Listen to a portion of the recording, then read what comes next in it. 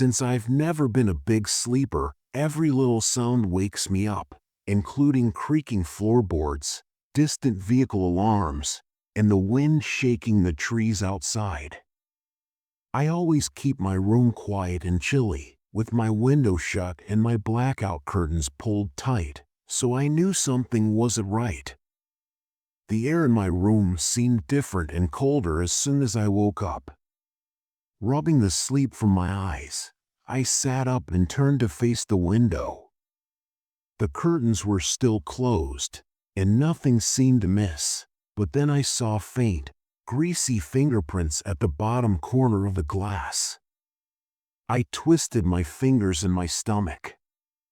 I was certain that I had locked the window before going to bed, but someone had been right there, touching the glass and attempting to get in. I forced myself to breathe. Perhaps there was a reason. Perhaps I had touched the glass earlier and forgotten. Perhaps it was condensation, or perhaps it was just random streaks that looked like prints. Long streaks that appeared as though someone had pressed their hand against the window from the outside caused my throat to dry out. My apartment is on the second floor, but the fire escape runs right past my window. Maybe it was a prank. Maybe someone climbed up, messed around, and left. Maybe it was maintenance. The landlord had people check the building occasionally, but wouldn't they have told me? I texted my landlord to ask if anyone had been on the fire escape. I reached forward and pressed my hand next to the marks, which were different in size and weren't mine. I checked the lock, which was still locked, and found no evidence of tampering, but that didn't mean someone hadn't tried. It gave me a sick feeling. The night before I sat there staring at the screen waiting, then my phone buzzed. Landlord, no inspections scheduled. Why? My stomach dropped. I went to work, but I couldn't focus. The image of those smudged fingerprints stuck in my head. By the time I got home, the sun had set. My apartment was dark, quiet, and as soon as I stepped inside, I felt it again, that wrongness. I flipped on the lights and checked the window. The prints were still there, but this time, they were higher up, as if whoever had been there last night had come back, and this time they had pressed their hand against the glass while standing watching, waiting. I locked the door, pulled the blinds, checked the fire escape. No one there, but the feeling wouldn't leave because I knew someone had been outside my window, and I had no idea if they were still watching me right now. I didn't sleep that night. I tried. I turned off the lights, got under the covers, closed my eyes, but every time I started drifting off, my mind jolted me awake all I could. Think about where those fingerprints. Someone had been outside my window, and if they had come back once, what if they came back again at around 2 a.m.? I decided to check the fire escape instead of sleeping, so I got a flashlight and made myself do something I really didn't want to do. Before shining the light outside my bedroom window, I pushed it open just a crack. The metal stairs led down, empty and silent, with no scuff marks, footprints, or indications of who had been outside. However, this didn't make me feel any better because I knew someone had been there, and worse, I didn't know. When I cleaned the window the following morning, I took pictures first, just in case, and then I used disinfectant to scrub away the greasy imprints. I convinced myself that whoever it was had grown bored and moved on, and I even managed to get some sleep that night. However, when I woke up the following morning, I noticed that the fingerprints had returned, and this time they were higher up, smeared along the glass as though someone had leaned in closer, pressing their face against the window. I stumbled back, my heart thumping in my ears. But I knew that this wasn't normal. Someone was testing me while I waited for something. I called my landlord again, asking if they were certain that no one had been on the fire escape, but I could ask the maintenance guys why someone was touching my window. "You want me to contact the police, landlord?"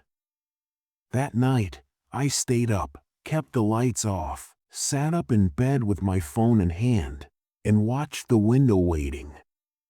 Nothing happened, at least not at first, but then around 3 in the morning, I wondered if I should even tell them that there were handprints on my window and that I hadn't really seen anyone.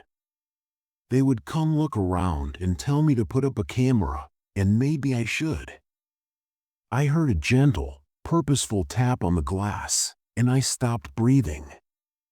The sound was cautious, as if someone was checking to see if I was awake, and I sat there, frozen in terror, staring at the shadowy figure just beyond the curtains. I had two options, either stay motionless or confront whoever was outside, so I chose the second option. Slowly, but surely, I reached for my phone and turned on the flashlight, aimed it at the window, and something moved. A shadowy figure ducked away from the light. I heard heavy, fast footsteps as they ran down the fire escape, and by the time I reached the window, they were gone. I called the police again, this time with documentation, and I showed them the fingerprints, and they checked the fire escape, finding no evidence of forced entry or security cameras pointing in the right direction. The police didn't stay long. They asked the standard questions, such as whether I had seen anyone hanging around the building, if I had received any strange messages or threats, and if I had any enemies. I told them not all of them. Someone had been outside my window, and they weren't just passing through, they had been watching me, perhaps waiting for an opportunity or a mistake. But one thing was certain, they were going to return.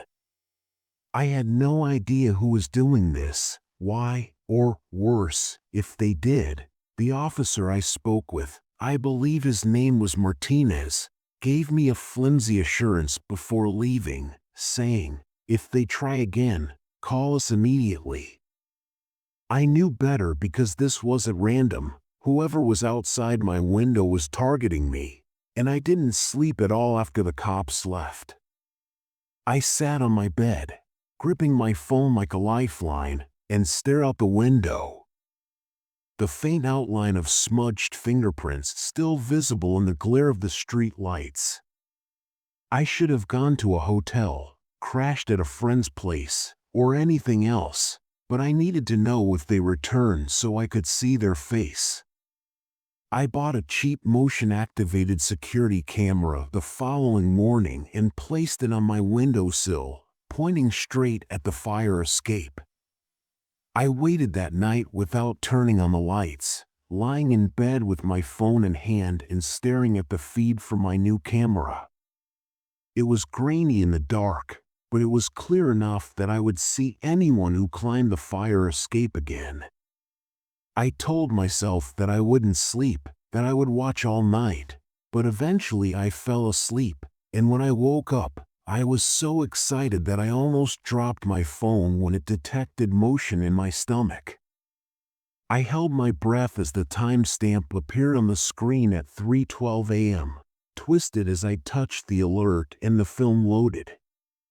Then a figure stepped onto the fire escape. They moved slowly and carefully, with a dark hood covering their face. They leaned toward my window and pressed a hand against the glass. I watched with nausea for more than 2 minutes before something happened that made my blood drop. They took a key out of their pocket and pressed it against the window. I called the police again, and this time they took me seriously. They looked through the building and checked the footage, asking if I had given a key to anyone recently. No. I had no idea where they got it. Did they steal it, made a copy, and found one that I was unaware was missing? The police had no answers, but they did have advice. Pack your bags and stay somewhere else for a few days. The file arrived a minute later, and I hesitated before opening it because I wasn't sure I wanted to see it, but I had to. The footage was clearer than mine, showing the fire escape outside my window and the dim glow of the street lights below. At first nothing happened, but at 3:12 a.m., someone stepped into frame, not just me. Martinez said, "This time I listened." I left that night to stay with a friend across town, barely slept, and 2 days later, my landlord called. "You're not going to believe this," he said in a voice tight with unease. I gasped as I saw that I was wearing the same hoodie and that, in the dim light, my face was hardly visible. I watched in horror as I approached the window of my own bedroom and pressed a hand against the glass before carefully taking a key out of my pocket and pressing it against the window. I let my phone fall. That wasn't me, and I hadn't gone back or been close to my apartment, so how come I don't live there anymore? I packed up and left the same day I watched the video, and I have no idea how they did it since they looked just like me. How they were aware that my window was locked, but I do know that whatever was outside was attempting to replace me rather than break in, and I got out of there before they could.